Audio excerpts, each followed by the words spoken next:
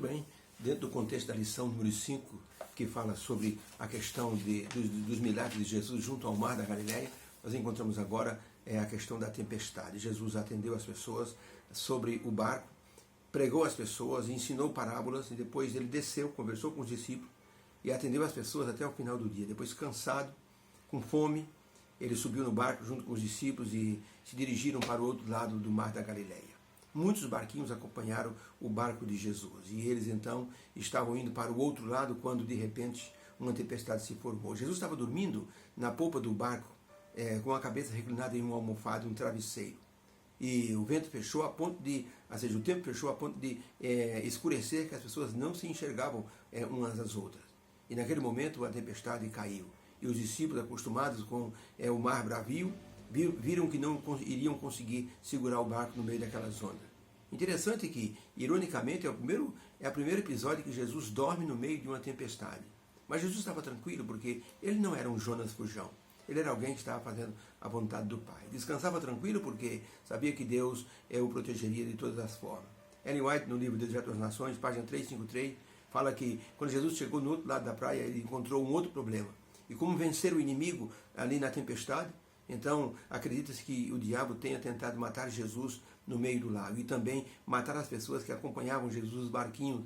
Diz o texto que muitos barquinhos acompanharam Jesus. Vamos à pergunta para entendermos esse episódio. Pergunta número 1. Que lições podemos aprender sobre Jesus tendo que acalmar o mar e o vento? O que aconteceu naquele episódio? O que aprendemos com esse episódio de Jesus acalmando o mar e o vento? Marcos capítulo 4, 35 em diante, diz assim: naquele dia, sendo já tarde, disse Jesus, passemos para o outro lado do lago, o mar da Galileia. Como o mar era um lago muito grande, que as pessoas chamavam de mar, por isso o nome Mar da Galileia, mas era um lago gigantesco, de 23 quilômetros de comprimento e 13 de largura.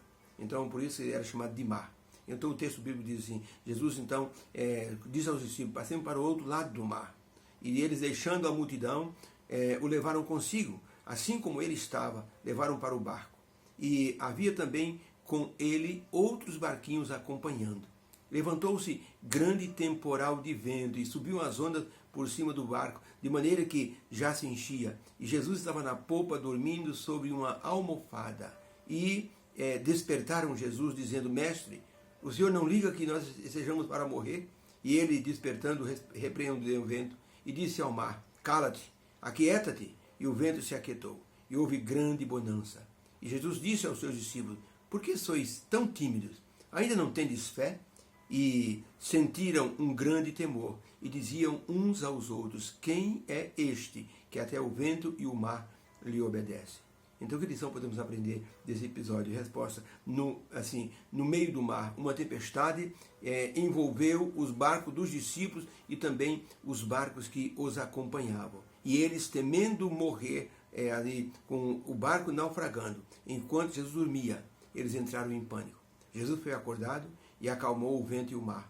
Os discípulos ficaram surpresos com esse milagre e nos mostra o domínio de Jesus sobre a natureza, porque ele é o Criador.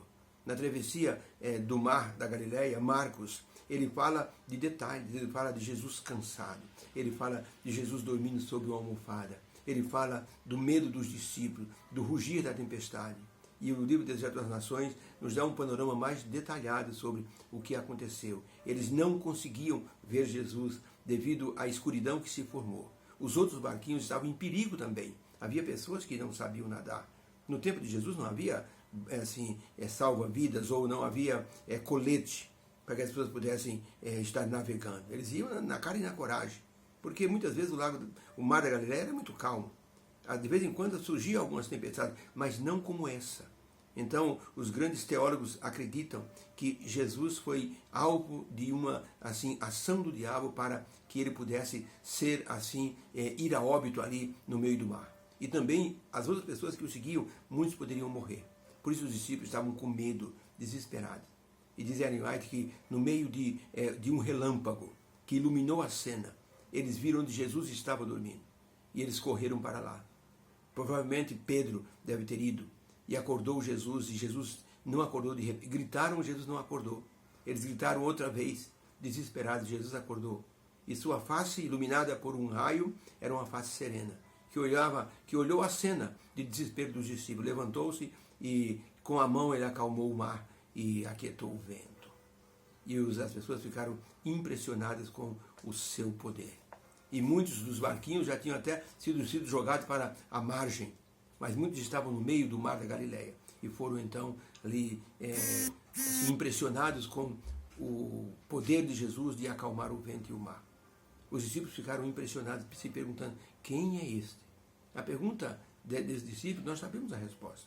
Esse é Jesus, aquele que criou o mundo. Por isso que na pergunta 2, o enunciado é assim: como o Salmo 104, falando de Iavé, o Deus poderoso, pode ser comparado ao Jesus que acalmou a tempestade? Olha o que diz o Salmo 104. Diz assim: bendize, ó minha alma, ao Senhor. Senhor Deus meu, tu és magnificentíssimo. Estás vestido de glória e de majestade. O Senhor põe nas águas as vigas das suas câmaras, faz das nuvens o seu carro. O Senhor anda sobre as asas do vento. O Senhor faz dos seus anjos espíritos e dos seus ministros um fogo abrasador. O Senhor lançou os fundamentos da terra, ela não vacilará em tempo algum. Tu a cobriste com o abismo, como se fosse um vestido. As águas estavam sobre os montes, a tua repreensão fugiram, a voz do teu trovão se apressaram, subiram aos montes, desceram aos vales, até o lugar que para eles fundaste. Termo lhe puseste, que não ultrapassarão, para que não mais cubram a terra. O salmista está falando justamente do poder divino, inclusive o poder divino que fez com que o dilúvio acontecesse, depois repreendesse as águas do dilúvio que baixaram, e a promessa, a aliança feita com Noé e com os seres humanos: nunca mais as águas cobrirão a terra. Essa é a descrição que o salmista faz de Iavé, do Deus que é Criador poderoso.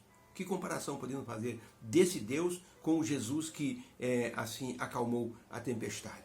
Resposta: Deus é o Criador, é o soberano que domina a natureza. Jesus mostrou esse poder ao acalmar a tempestade, porque ele também é Deus.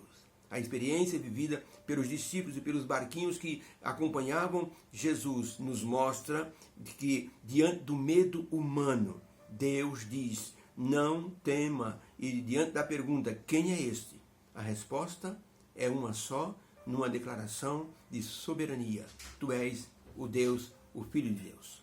Deus abençoe. Possamos, no meio de nossas lutas, dos perigos que muitas vezes nos acometem, lembrar desse Jesus que, para alguns, parece que está dormindo, que não está se importando com suas lutas.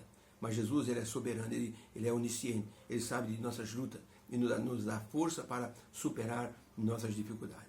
Que haja uma bênção em cada coração. Possamos ficar confiantes nesse Deus que tudo pode fazer por aqueles que nele creem. Que o Senhor te abençoe e te guarde. O Senhor faça resplandecer o seu rosto sobre ti e tenha misericórdia de ti e te dê a paz. Tenha uma feliz semana. Deus abençoe a todos.